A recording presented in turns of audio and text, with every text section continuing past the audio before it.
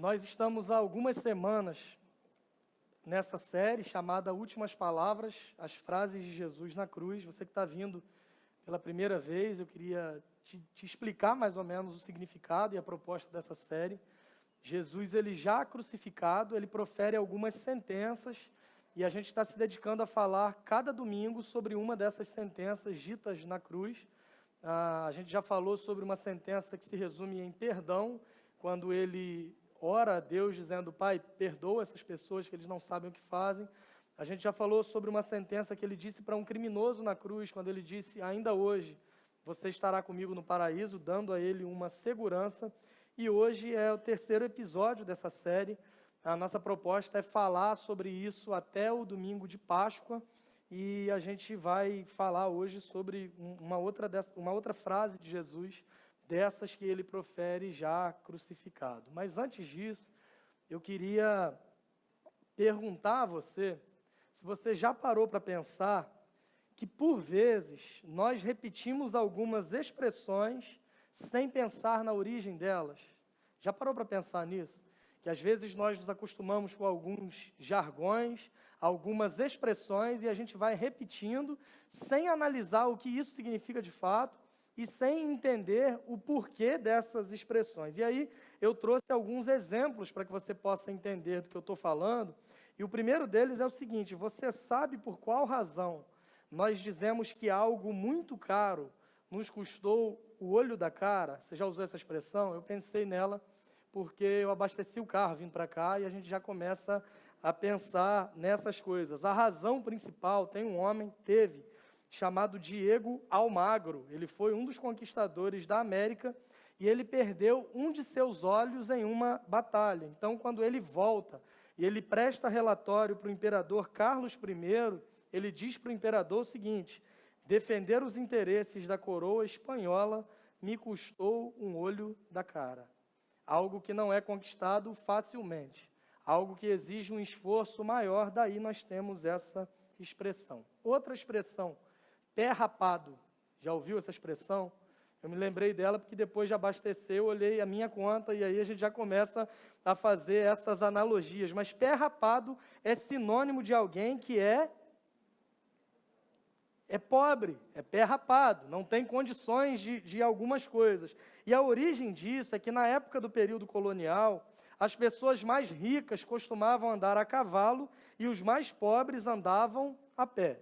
Pobre se dá mal desde sempre, isso aí não é novidade para ninguém. Mas nessa época, como o chão não era pavimentado, normalmente as pessoas mais pobres, por andarem a pé, elas ficavam com os pés sujos de lama. Tanto que na frente de alguns estabelecimentos públicos e até algumas igrejas, era comum ter um objeto ali para que as pessoas chegassem, raspassem os seus pés para então entrarem nesses lugares, a fim de não sujar o chão. O que acontecia? Os mais ricos estavam com os pés limpos, eles vinham a cavalo, o cavalo não ia entrar no estabelecimento, então não precisava raspar a pata dele ali. Os mais pobres, que estavam com o pé todo levado na coisa ruim, né? Com o pé todo sujo de lama, eles tinham que dedicar um tempo ainda quando chegavam para raspar os pés ali e somente entrarem. Por isso que quando alguém fala que uma pessoa é uma pessoa pé rapada, está falando da origem de alguém que é exatamente mais pobre. Eu estou falando isso porque o texto de hoje ele vai nos dar uma dica da origem de uma outra expressão que pode ser que você já tenha usado, e ela dá nome a estrelas, por exemplo, que é a expressão Três Marias. O texto que a gente vai ler hoje nos dá uma dica da origem dessa expressão, e por isso eu comecei falando sobre isso. A cena que nós vamos ler, relatada nesse texto, ela é relatada apenas por João. Essa cena ela não está descrita nos outros 3 evangelhos, apenas por João, que está ali diante da cruz de Jesus. Com João, nós temos 4 mulheres. Uma tia de Jesus, o texto vai dizer que era irmã de Maria, sua mãe. Muito provavelmente uma mulher chamada Salomé, que é essa tia de Jesus. E aí o texto vai dizer que ali estão Maria, mãe de Jesus, Maria, mulher de Clopas, e Maria Madalena. João, a tia de Jesus, e 3 Marias estão ali reunidas em torno da cruz. Daí surge essa expressão. A minha imaginação normalmente vai um pouco além dessa origem das expressões, e eu parei para imaginar que dessas 3 Marias, eu acho que uma delas não queria ir, e alguém falou assim: Maria, vai com as outras, entenderam? Essa foi horrível. A gente vai para o texto bíblico, que é muito melhor. Abra sua Bíblia comigo em João, capítulo 19. A gente vai ler dos versos 25 ao 27.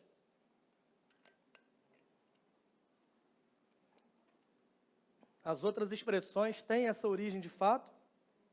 Maria vai com as outras, eu inventei agora, mas para mim é muito mais legal que as outras.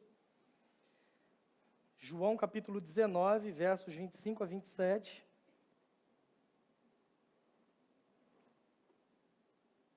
O texto vai ser projetado, mas se você puder abrir a sua Bíblia e mantê-la aberta.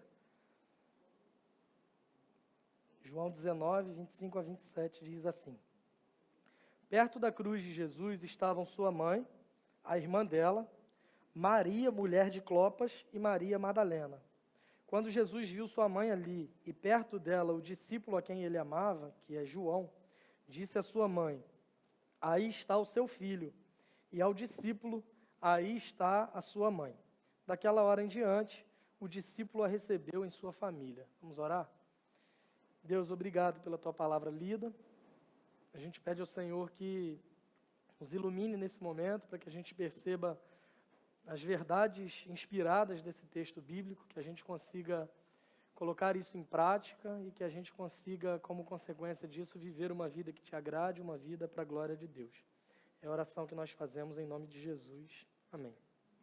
A cena, ela é a mesma das semanas anteriores. Jesus está na cruz. A primeira dessas sentenças é pedir que Deus perdoe essas pessoas que estavam sendo injustas com ele. Em seguida, há lá o diálogo entre os criminosos da cruz, quando Jesus dá para um deles a segurança, a certeza da salvação. E agora esse texto que nós lemos. Uma frase dita para Maria: aí está o seu filho. Uma frase dita para João: aí está a sua mãe. A ideia é nós pensarmos um pouco sobre a perspectiva de cada um desses personagens diante do mesmo fato. Se destacam aqui, além dessas pessoas que estavam ali, Maria, João e Jesus. Jesus se dirige a João, falando sobre Maria. Jesus se dirige a Maria, falando sobre João. E a nossa ideia é pensar um pouco sobre a perspectiva de cada um deles nesse momento, no momento da crucificação. Em primeiro lugar, então, a gente tem que pensar sobre quem é essa mulher chamada Maria. O que nós sabemos sobre essa mulher? Maria é um dos personagens bíblicos, uma personagem bíblica das mais importantes de todos os tempos, devido à nossa cultura, o nosso histórico religioso no país, de problemas que foram criados durante muito tempo e ainda hoje, entre católicos e protestantes. Normalmente as pessoas têm uma dificuldade de enxergar quem de fato é essa mulher especial, chamada por Deus, designada por Deus para uma tarefa muito importante, essa mulher chamada Maria. De um lado, alguns menosprezam a importância dela, como se Maria tivesse sido apenas uma mulher muito simples, muito comum, o que não é verdade. Maria é uma mulher escolhida por Deus para a missão, para a simples missão de trazer ao mundo o seu próprio filho. Maria é uma mulher escolhida por Deus para carregar no seu ventre, para educar, para carregar nos seus braços, para cuidar daquele que é a esperança de todas as nações, que é Jesus. Portanto, Maria não é uma mulher desprezível, uma mulher absolutamente comum nesse sentido, mas ela é uma mulher separada pelo próprio Deus para uma missão. Por outro lado, há os que supervalorizam a importância dela, dizendo que Maria é a nossa corredentora, dizendo que nós precisamos dela para a nossa salvação, dizendo que Maria não tinha pecado, o que também não faz o menor sentido quando a gente olha para as Escrituras. Conhecer quem foi essa mulher é fundamental para que a gente entenda o que Jesus está dizendo nesse momento na cruz, e nós só conhecemos o que diz essa mulher por meio das Escrituras. Para nós que somos protestantes, a tradição, ela não tem jamais o mesmo peso das Escrituras. Nós conhecemos a vontade de Deus pela revelação que está na sua palavra e tão somente nela. Como nós sabemos quem foi essa mulher? Olhando para as Escrituras. A primeira narrativa que aponta sobre Maria, que fala sobre Maria em todas as Escrituras, é exatamente na ocasião do anúncio do nascimento de Jesus. Um anjo aparece para ela e sauda Maria, dizendo assim: você é uma mulher agraciada. E ele traz algumas mensagens dizendo: o Espírito Santo vai descer sobre você e você ficará grávida. Lembre-se que Maria ainda é uma mulher virgem. Tudo isso acontece, depois o marido dela, que ainda não era marido, que é José, ainda seu noivo, pensava em deixar Maria, em abandoná-la por conta disso. Ele não queria expô-la ao desprezo público, mas ao mesmo tempo ele ficava ali sem saber como lidar com a situação, até que um anjo aparece para ele também, diz que ele não deveria temer, que ele deveria receber Maria como sua esposa, que o que estava sendo gerado nela era fruto do Espírito Santo, e aí começa toda aquela trajetória que nós lemos no começo dos evangelhos, dizendo que era necessário ter um censo, e cada um viajaria para o local de origem da sua família, até que eles fogem, eles saem, na verdade, vão para Belém da Judéia. Lá eles descobrem também que Herodes quer matar Jesus, esse Jesus que tinha nascido numa manjedoura. Depois nós vemos Maria, quando Jesus é apresentado no templo, depois eles retornam e se mudam para um lugar chamado Nazaré. A partir daí, temos um hiato nas aparições de Maria no texto bíblico, e ela vai aparecer novamente no episódio onde eles vão para Jerusalém na festa da Páscoa. Acho que você deve se lembrar desse texto.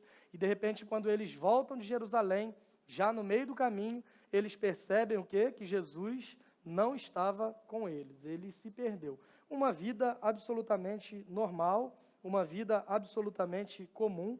Você deve ter histórias na sua família de gente que já se perdeu, criança que se perdeu na praia, esse desespero todo que gera. Eu tenho uma história muito particular, que eu fui esquecido na maternidade quando meu irmão nasceu. Levaram meu irmão para casa todo feliz, que tinha um filho bonito agora na família, e me deixaram para trás. No final do culto, você pode procurar ou minha mãe ou meu pai, conversar com eles e pedir conselhos sobre paternidade e maternidade. Eu trago traumas e feridas emocionais até hoje.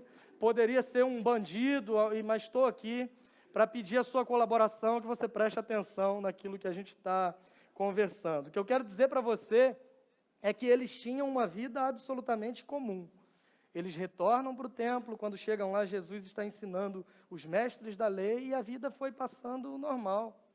Maria criando Jesus, uma vida absolutamente simples. Temos mais um hiato nas aparições de Maria, e ela vai aparecer novamente na ocasião do primeiro milagre de Jesus, que é quando ele transforma a água em vinho. Jesus, isso é assunto para um outro dia. A essa altura aqui da crucificação, Maria é uma mulher que está sofrendo com a morte do seu filho. Além disso, ela é uma mulher que está experimentando solidão. A última vez que José, o seu marido, é mencionado é exatamente nesse episódio onde Jesus havia sido esquecido no templo, enquanto Maria é mencionada várias outras vezes, como nós já falamos. Segundo comentaristas bíblicos, segundo estudiosos, tanto dos evangelhos quanto da história desse período do início do Novo Testamento, a grande maioria deles vai afirmar que a essa altura Maria é uma mulher viúva. É muito provável que nesse meio tempo José havia sido falecido e Maria agora é uma mulher viúva que está vendo seu filho pendurado na cruz, prestes a morrer. É importante a gente pensar no contexto, porque quando a gente começa a analisar o contexto, faz algum sentido para nós pensar nessa frase de Jesus para Maria, aí está o seu filho, e faz algum sentido para nós pensar na frase de Jesus para João, aí está a sua mãe. Confesso que essa semana foi bem difícil. Olhar para esse texto nos outros foi um pouco mais fácil, né? A gente tem o perdão no primeiro dos textos, a gente tem no segundo a segurança da salvação, mas essa semana eu olhei para o texto e vi assim, aí está o seu filho, aí está a sua mãe. Eu falei, legal, e o que a gente fala a partir disso? Já estou sofrendo por antecipação, que uma das frases de Jesus é quando ele diz, eu tenho sede. e aí a gente para pensar também o que pode sair disso, e eu não tenho costume de tratar a palavra de Deus como alguns poderiam fazer assim, tenho sede, fecha a Bíblia e fala, você aí tem sede de quê? Tem sede de prosperidade? Não é essa a ideia é apresentar exatamente o que o texto diz e não o que eu quero que ele diga, mas quando a gente passa a entender um pouco o contexto de quem era Maria, quem era João e quem era Jesus, esse Jesus pendurado na cruz, a gente começa a ter alguns vislumbres de aplicações que servem para nós. Por exemplo, eles eram judeus. Pela lei, o filho mais velho, ele se torna responsável, ele se torna o arrimo de família e, como consequência, ele se torna o companheiro mais próximo de sua mãe viúva. A gente percebe isso ao longo dos evangelhos, quando a viúva de Naim, por exemplo, perde o seu filho. Maria está aqui, provavelmente uma mulher viúva, então ela não está perdendo somente o seu filho, mas ela está perdendo também o seu sustento, ela está perdendo a sua garantia, ela está perdendo a sua segurança em certo sentido. A família de Maria era uma família complicada. O mesmo apóstolo João vai dizer no capítulo 7, no verso 5, que os demais familiares de Jesus não criam nele. Nem os seus irmãos, nem os seus parentes mais próximos acreditavam que ele era quem ele dizia ser. Alguns dos seus familiares imaginavam que ele tinha, inclusive, alguns problemas. O texto de Marcos, no capítulo 3, no verso 21, vai dizer que alguns dos seus familiares, quando se aproximaram dele e ele estava pregando, pensavam que ele estava fora de si. A sua família não sabia lidar com a identidade de Jesus, com quem ele era. Maria não. Maria sabia exatamente quem Jesus era. Um anjo apareceu para ela e ela tinha essa experiência para servir de base para o modo como ela enxergava Jesus. Por toda a sua vida ela tinha caminhado com Jesus, andado ao lado dele, e ela sabia exatamente o que aconteceria tanto com Jesus quanto com ela. Jesus ele foi levado ao templo para ser apresentado por um homem chamado Simeão, e Simeão, enquanto apresentava Jesus, ele profetizou dizendo que esse menino causaria a queda e o soerguimento de muitos em Israel. Que esse Jesus seria um sinal de contradição e que ele revelaria o pensamento dos corações. De repente, esse mesmo Simeão vira para Maria e traz uma profecia para ela, dizendo, quanto a você, uma espada atravessará a tua alma. É exatamente esse sentimento que ela está enfrentando nesse momento. Cumprir a vontade de Deus para Maria significava viver uma vida de sofrimento. O Igor abriu o nosso culto aqui falando exatamente sobre isso.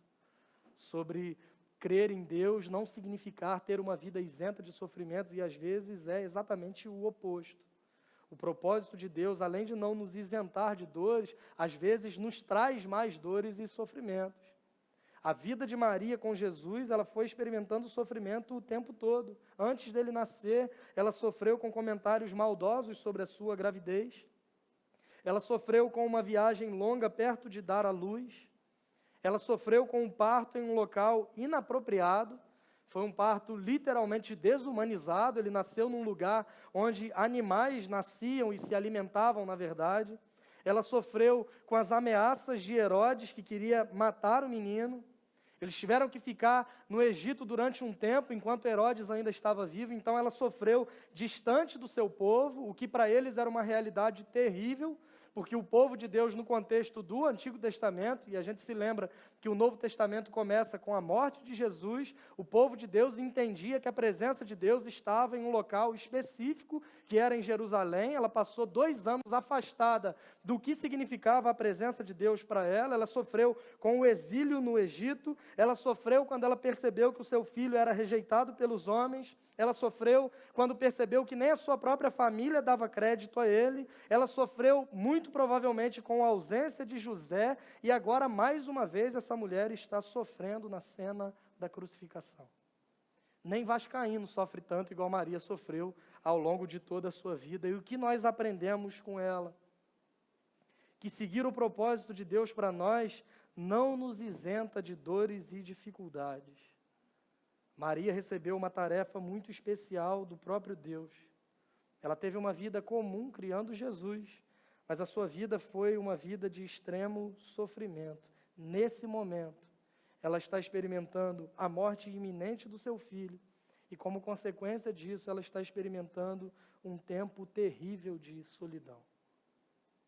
Versículo 25. Perto da cruz de Jesus estavam sua mãe, a irmã dela, Maria, mulher de Clopas, e Maria Madalena.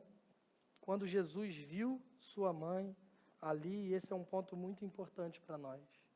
Você se sente sozinho às vezes? É comum que você se sinta sozinho, mesmo cercado de pessoas, e é muito estranho a gente pensar sobre isso. Como é que você interpreta essa solidão? Para você, esse é um sinal de que Deus te esqueceu? Olhando para a vida de Maria, a gente entende que essa solidão pode ser exatamente o contrário. Maria não está sofrendo essa solidão porque foi esquecida por Deus. Maria está sofrendo essa solidão porque ela seguiu a vontade de Deus na sua vida e isso levou Maria a um caminho de solidão. Na próxima semana nós veremos Jesus se sentindo sozinho na cruz, dizendo: Deus meu, por que me desamparaste? Eu não vou falar mais sobre isso. Volta na semana que vem que você vai saber.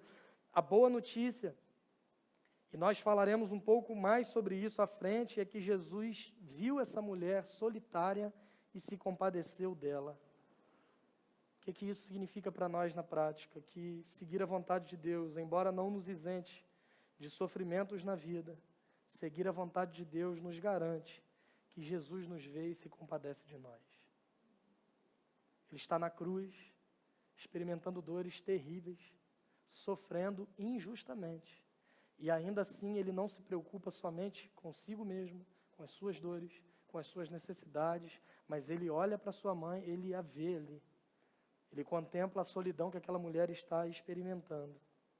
E ele se compadece dela. É importante a gente ressaltar também um contraponto. Sentir-se sozinho também não significa necessariamente que você está fazendo e cumprindo a vontade de Deus. Pode ser que a tua solidão seja resultado das tuas más escolhas. Pode ser que a tua solidão seja resultado da falta de habilidade em cultivar relacionamentos saudáveis. De modo mais direto, pode ser que você esteja sozinho porque você é chato. Não sei se alguém teria coragem de dizer isso tão diretamente, mas pode ser que essa solidão seja resultado de tantas outras possibilidades. A lição que fica por meio da postura de Maria e do modo como ela se porta nessa situação é a seguinte: o sofrimento é inevitável. O sofrimento é parte da existência humana. O que a gente aprende com isso? Se nós temos que sofrer, e necessariamente vamos sofrer, que a gente sofra por algo que vale a pena, como no caso dela. Ela está sofrendo por estar cumprindo a vontade de Deus. E você? Você quer cumprir o propósito de Deus para a sua vida? A gente romantiza muito isso, né? Eu quero seguir o que Deus tem para mim. E a gente canta sobre isso, que eu quero me dedicar à vontade de Deus. A vida de Maria nos lembra que isso, por muitas vezes, envolve sofrimento e dor. Você está disposto a seguir a vontade de Deus para a sua vida? Nesse texto nós vemos o segundo personagem, que é João.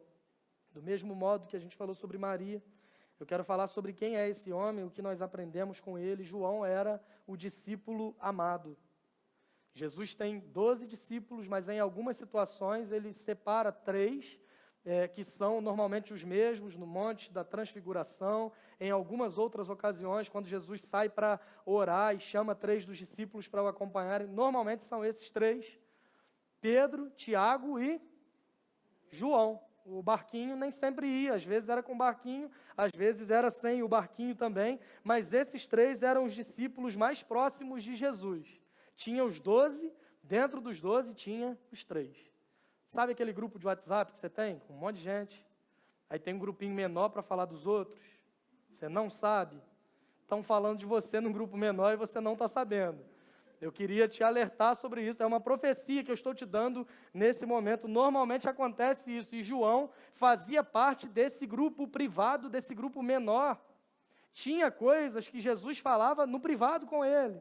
João experimentou algumas coisas que nem os outros discípulos mais próximos haviam experimentado. Inclusive, esse texto que nós lemos é escrito por ele, e ele é o único dos discípulos que está ali aos pés da cruz. um homem notável, um homem escolhido por Jesus, um homem próximo de Jesus, um homem que caminhou por 3 anos com ele, acompanhou o seu ministério de perto, viu sinais, milagres, prodígios, maravilhas, multiplicação de pães e peixes, água sendo transformada em vinho, surdo ouvindo, mudo falando, cego enxergando, e de repente quando Jesus é preso, o que ele faz? Ele foge. Mateus, no capítulo 26, no verso 56, vai dizer para nós o seguinte, Mateus 26, 56, mas tudo isso aconteceu para que se cumprissem as escrituras dos profetas. Então, todos os discípulos o abandonaram e fugiram. Normalmente nós criticamos Judas e Pedro. Um traiu Jesus, o outro negou Jesus por 3 vezes, mas nós nos esquecemos que João, assim como os demais discípulos, fugiram. Se Maria representa alguém que se sente sozinho diante da vida, João é para nós como muitos ainda nos nossos dias. Um homem que tinha convicções profundas sobre Jesus, mas não profundas o suficiente para sofrer por causa dessas convicções. Um homem que até tinha algum relacionamento com Jesus, mas não era um relacionamento suficiente para fazer com que ele abrisse mão de certas coisas por causa dessas convicções. Por isso eles fugiram, tanto João quanto todos os outros. Maria representa alguém solitário, e João representa para nós um pecador arrependido. Ele havia fugido, mas nesse texto nós vemos ele aos pés da cruz junto com as outras mulheres. Não importa o quão longe ele tenha ido, ele retornou e ele está agora diante de Jesus, o seu Salvador. Se Maria representa alguém que sofre solidão, João é a imagem de um pecador que se arrepende. E do mesmo modo que Jesus se compadece do solitário representado por Maria, ele se compadece também de João e ele não lhe despreza. Jesus não olha para João e não lança na face dele o abandono e a fuga. Jesus não olha para João e diz assim, quando eu mais precisei, eu fiz tudo por você a sua vida inteira, e quando eu mais precisei, você me abandonou, virou as costas. Não é essa a postura de Jesus. Esse episódio na vida de João, irmãos, nos revela uma verdade sobre o caráter de Deus que nos conforta. Que Deus se compadece do pecador que se arrepende. Deus oferece a possibilidade de um novo começo para aqueles que, arrependidos, se lançam aos pés da cruz. E Deus até mesmo reutiliza esses pecadores arrependidos no seu reino. Na última série a gente falou sobre João 21, quando Jesus tem encontro com Pedro. Jesus restaura Pedro e chama Pedro para que ele apacentasse as suas ovelhas. Jesus oferece a Pedro a possibilidade de um novo começo. Jesus faz exatamente a mesma coisa com João. Ele se torna alguém importante na história da igreja. Aliás, é João e Pedro quem estão indo para o templo lá no começo de Atos dos Apóstolos, quando um coxo os interrompe na sua caminhada e diz assim, me dê uma esmola, pelo amor de Deus. E eles vão responder, eu não tenho prata nem ouro, mas o que eu tenho eu te dou, em nome de Jesus de Nazaré, levanta e anda. É esse João, com esse Pedro. Um que tinha negado Jesus por 3 vezes e outro que tinha fugido, mas ambos foram arrependidos até Jesus e receberam dele a oportunidade de um novo começo e foram reutilizados no reino de Deus.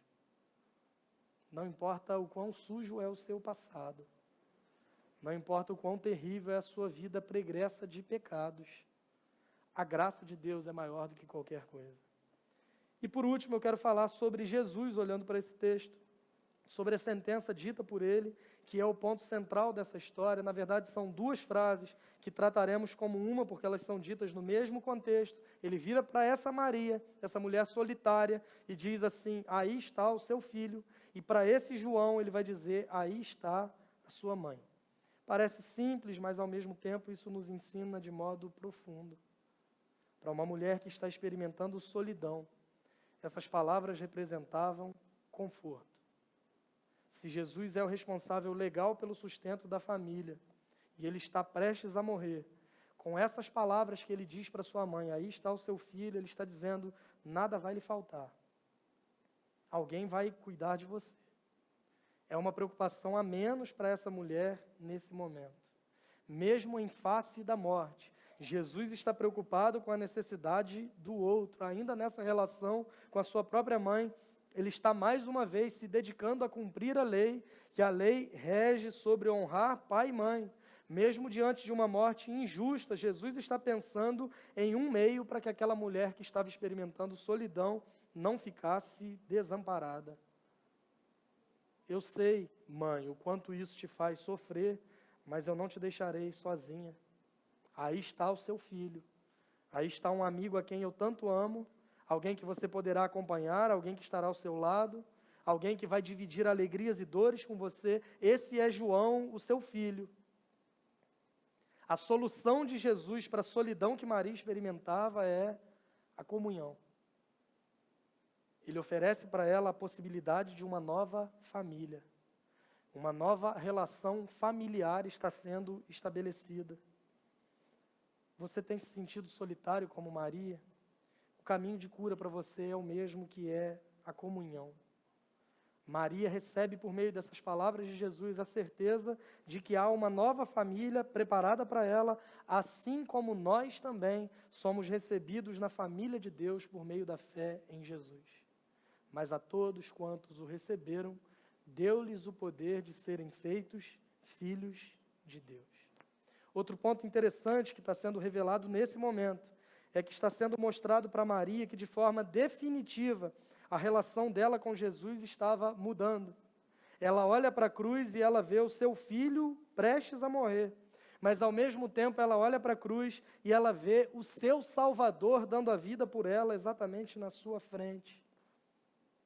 No Cântico de Maria, em Lucas capítulo 1, nós tivemos uma série sobre isso, canções de Natal, não sei se foi ano passado ou ano retrasado, mas no Cântico de Maria, você lê isso em Lucas capítulo 1, uma das coisas que ela fala exaltando o Senhor é o seguinte: minha alma engrandece ao Senhor e meu espírito se alegra em Deus, o meu Salvador.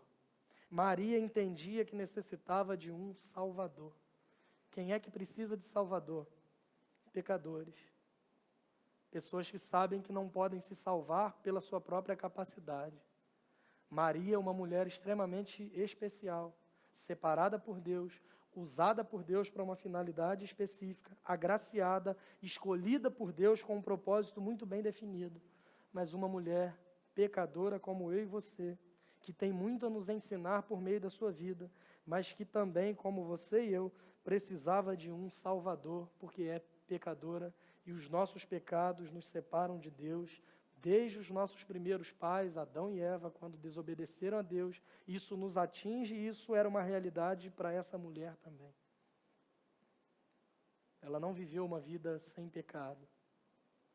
Ela reconhecia que necessitava de um Salvador. Esse Jesus, que ela criou, que ela caminhou ao lado por toda a vida, ele sim viveu uma vida perfeita, está morrendo agora na cruz, diante dos seus olhos, levando sobre si a culpa que é de Maria, das outras Marias, de João, de Salomé, a sua, a minha e de todos os que creem no nome de Jesus. Esse mesmo Jesus vence a morte, ressuscitando ao terceiro dia, ele derrota o pecado e a morte, e ele garantiu que voltará para que um dia estejamos com ele eternamente, e essa é a grande notícia do Evangelho. Não é somente que nos transforma de pecadores em salvos por Jesus Cristo, mas nos dá uma nova vida. Se para Maria, que está experimentando solidão, ela recebe comunhão e uma nova família, isso só é possível por meio do Evangelho. Quando cremos em Jesus, nós somos adotados na família de Deus. Se para João, um pecador arrependido, ele está recebendo a oportunidade de um novo começo, isso também só é possível por causa do Evangelho. Deus se compadece do solitário.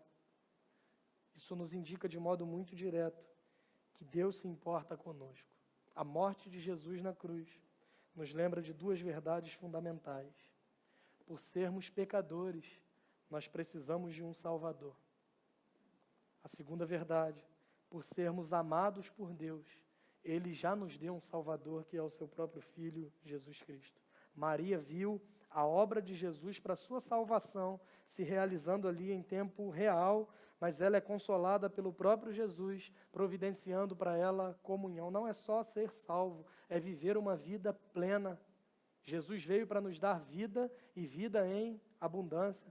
Ele veio para nos dar plenitude de vida. Não era só resolver o problema de Maria para que ela fosse salva e vivesse solitária para o resto da sua vida. Não, Jesus quer dar a ela uma vida totalmente plena.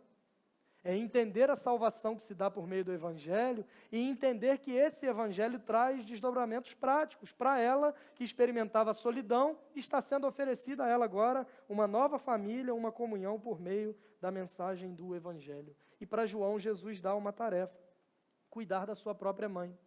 Verso 26. Quando Jesus viu sua mãe ali, perto dela, o discípulo a quem ele amava, disse à sua mãe: aí está o seu filho. E ao discípulo: aí está a sua mãe. Daquela hora em diante, o discípulo a recebeu em sua família. João cumpre essa tarefa de imediato. Jesus não cobra de João o que ele tinha feito ou deixado de fazer. Ele simplesmente dá a ele uma tarefa, o que nos mostra que ele jamais despreza um pecador que se arrepende, e isso nos conforta. Não há pecado maior do que a graça de Deus que em Jesus nos perdoa. Você está preso demais ao seu passado, você errou, você vacilou, você pecou contra Jesus, você o abandonou, você fugiu dele em algum momento, você se preocupou mais com a sua reputação, com o que os outros vão dizer de você, do que com o compromisso de segui-lo acima de todas as coisas. Você está frustrado com você mesmo, você está decepcionado com as suas atitudes. Se arrependa hoje, peça perdão. Volte para Ele e encontre conforto nos pés da cruz. O mesmo Deus que oferece comunhão para pessoas solitárias, Ele oferece uma oportunidade de uma nova vida para pecadores arrependidos. João foi transformado quando foi encontrado, quando compreendeu o que era a graça de Deus que se revela por meio do Evangelho. Esse homem que fugiu, esse homem que não tinha convicções fortes o suficiente para o manter fiel no seu compromisso de seguir a Jesus, depois de ser transformado, ele se torna um líder exemplar na história da igreja. Esse homem que abandonou Jesus para evitar o seu próprio sofrimento, ele agora sofre coisas terríveis por causa do Evangelho. João é, por exemplo, segundo a tradição, jogado em uma panela de óleo fervente por causa do Evangelho. João morre cumprindo pena, isolado em uma ilha. Esse homem foi transformado porque ele era bom? Não. Porque ele se reconhece como pecador e vai até Jesus arrependido, e em Jesus ele encontra a oportunidade de novos começos para pecadores arrependidos. A diferença de João para você talvez seja essa palavra arrependimento. Eu não sei quem você vai se tornar. Eu não sei se você será um grande líder na história da igreja como foi João. Mas o que eu sei é que o mesmo Jesus que dá a ele um novo começo, Ele oferece a você hoje uma nova vida, para você que se arrepende e clama por Ele, e essa oportunidade é dada a você por meio da exposição do Evangelho.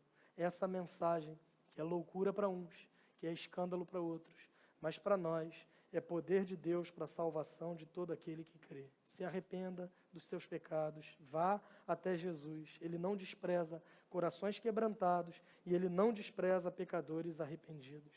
Há uma profecia no Antigo Testamento, que Jesus cita ela algumas vezes ao longo do seu ministério, dizendo: Ele não esmagará a cana quebrada, nem apagará o pavio que fumega. Coisas que são absolutamente desprezíveis para o mundo. Ele não desprezará essas coisas. Ele torna úteis essas coisas que para o mundo são coisas absolutamente desprezíveis. Nós olhamos para Pedro, nós olhamos para João que fugiu, e nós vemos homens, em certo sentido, desprezíveis. Como é que pode terem caminhado com Jesus, terem sido preparados para esse momento? Jesus falou várias vezes sobre o que aconteceria com ele, e ainda assim, diante da prisão de Jesus, um deles foge, o outro nega, o outro trai. Na verdade, todos os outros vão fugir, homens absolutamente desprezíveis. Mas homens que se arrependem vão até Jesus e recebem dele a oportunidade de um novo começo. e são reutilizados pelo próprio Deus no seu próprio reino. Todos eles que fugiram. Se você pegar para ver, você vai ver. Pedro morreu crucificado de cabeça para baixo. Foi condenado à crucificação e disse: eu não sou digno de morrer igual ao meu Senhor. André, crucificado numa cruz no formato de X. Tiago, morto à espada. João passou pelo que eu disse para vocês. Outros sofreram perseguições. Mais à frente vem o apóstolo Paulo, que era um perseguidor de cristãos e sofre coisas terríveis também. Tudo isso porque recebem de Jesus a oportunidade de um novo começo, porque vão a Ele arrependidos, se mostrando pecadores, se mostrando dependentes de um Salvador, que é o próprio Jesus, e isso se revela a nós por meio do Evangelho. A ideia dessa série, como eu disse no começo dela, é mostrar como o amor de Deus por nós é revelado na cruz. E pode ser que você tenha vindo aqui hoje quebrado, como Maria, sofrendo, sozinho, sem companhia, vendo as suas esperanças se esgotarem, vendo o seu planejamento indo embora de uma hora para outra. Deus se compadece do solitário e oferece a eles comunhão, por meio da sua igreja, por meio do seu corpo, por meio dessa nova família que nos é revelada através do Evangelho. Pode ser que você tenha vindo aqui hoje como João, quebrado, arrependido, decepcionado consigo mesmo, frustrado com as suas próprias atitudes, se sentindo culpado por ter trocado Jesus pelos seus prazeres e desejos pessoais. Jesus se compadece de pecadores arrependidos e oferece a eles oportunidade de um novo começo. Jesus se compadece do solitário, oferecendo comunhão que é resultado do Evangelho. Jesus se compadece do pecador arrependido, dando um novo começo que também só é possível por meio do Evangelho. Ele está diante da morte, mas ainda assim, ele coloca a necessidade do outro como prioridade, e isso também nos ensina demais. A sua postura é totalmente altruísta, e a sua postura pode ser resumida por meio da palavra de hoje: compaixão. Quero chamar a banda aqui à frente.